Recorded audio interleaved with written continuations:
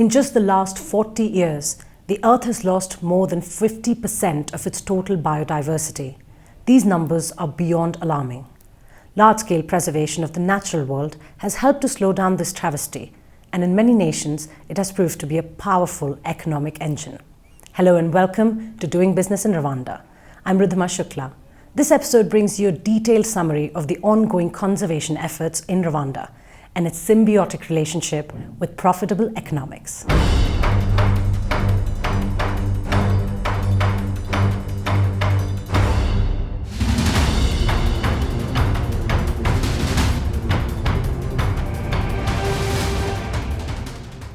The population of the great apes in Africa are on a decline. Habitat loss, disease, poaching, combined with climate impact, have left them more vulnerable than ever before. But the same cannot be said for the future of wildlife in Rwanda.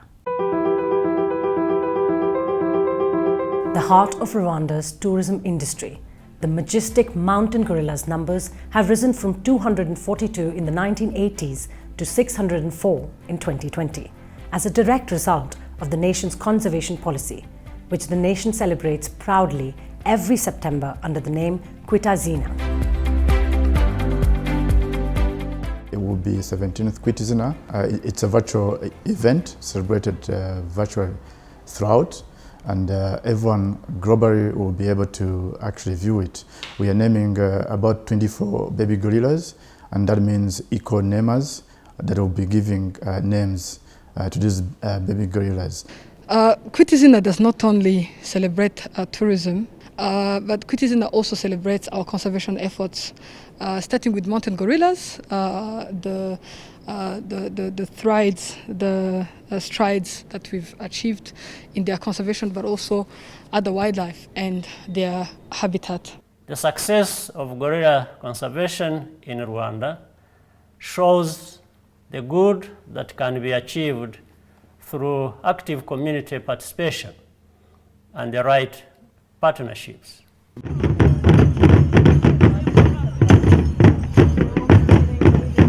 Steeped in cultural meaning and ancient custom, the week-long festival aims to raise awareness and funds for the ongoing protection of the mountain gorillas and the expansion of their habitat, even in the face of the pandemic. It will be the second time that we hold this event virtually due to the mitigation of the spread of COVID-19, and tourism has been affected by the COVID-19 pandemic. Today, as we look at it from January to July, we've noted that we received 246,000 visitors in the country in tourism arrivals. And when we look at it, we see that about over $65 million have been generated from those tourism arrivals. What that means is that those are numbers, but they do not represent in any way the levels we were at in 2019.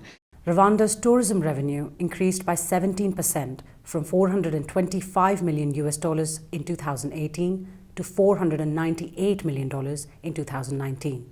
But the trend was interrupted by the COVID-19 pandemic in 2020.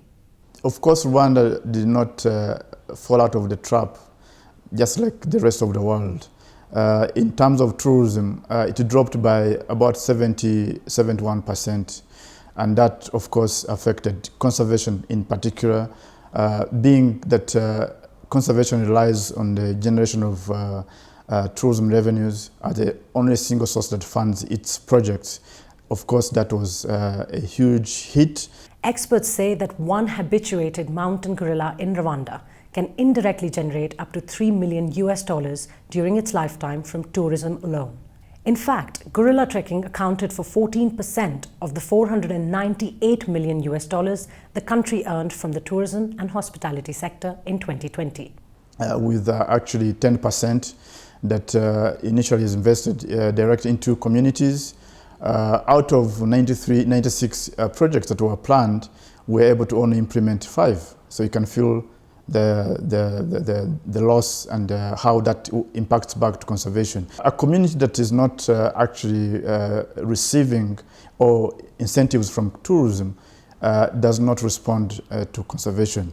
Well, initially, conservation has been regarded as a conservative area, but it's of recent that we discover that it's a potential domain that we need to actually monetize and think of more of doing business into wildlife. There has been a drop in the number of visitors across Rwanda, but the important work of conservation has continued. This includes the Tourism Revenue Sharing Program, which continues to finance valuable projects benefiting the communities around our parks. Looking to go beyond gorilla treks and animal safaris, Rwanda is working towards opening ranches for more intimate and personalized wildlife experiences with higher monetary returns. Well, we need to invest. We need to diversify from just generating from ecotourism that Rwanda is practicing right now. And in the future, we want to actually not rely on that single source. But also, I think wildlife is going to benefit that the way we conserve, the way we protect our national parks, wildlife, biodiversity is going to be much better than it has been before. But also, in the near future, Rwanda looking at diversifying, looking at ranching, looking at carbon credit sales, etc., that will actually lift conservation of wildlife from where it is in the way it is regarded in today's economy, contributing much more and expecting much from it in the future. Because we can benchmark from other countries like South Africa, where ranching is earning about 400 million per annum, even more than that. We have Botswana, we have Zimbabwe, Zambia, Namibia doing ranching. There are positive signs of recovery actually in high-end tourism. As you know, Rwanda are positioned as a luxury destination that supports conservation and sustainability, and therefore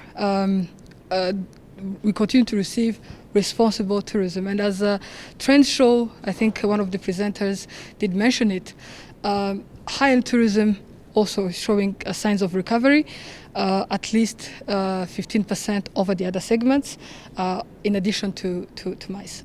Rwanda's conservation capacity is growing concurrently with its tourism revenue, and the mega celebration of Kwita Izina marks another successful year for the nation.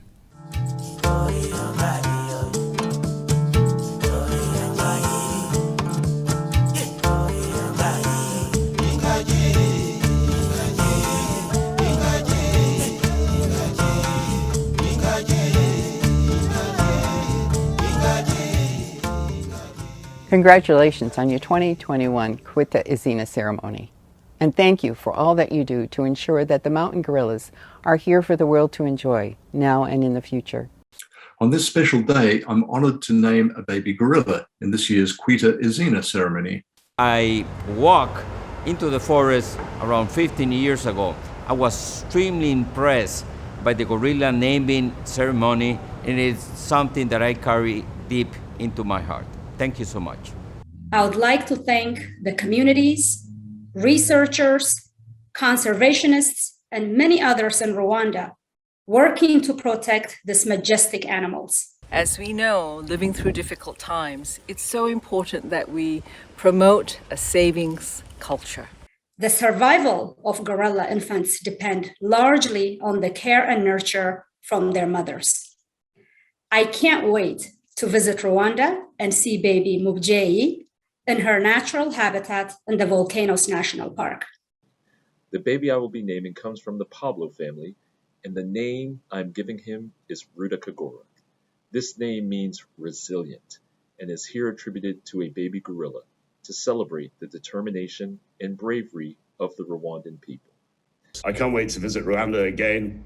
I've been there so many times, and see the baby Urasavi in his natural habitat. It will be a thrill, and it will be so exciting to come back to this wonderful country. I can't wait to meet baby Omosengi in his natural habitat in the Volcanoes National Park. I can't wait to visit Rwanda. Illegal hunting and mining have driven down the Grauer's gorilla population in the Congo by 87%. And these statistics are not exclusive to Congo alone. As per the Journal of Diversity and Distribution, the great apes will lose 85% of their range in a best case scenario and up to 95% in the worst case of climate impact. Nations like Rwanda alone cannot pull the weight for protecting Africa's natural wealth. So if you're watching this show, ask yourself and your government what they are doing to protect your natural heritage. Become part of the solution. Thank you for watching.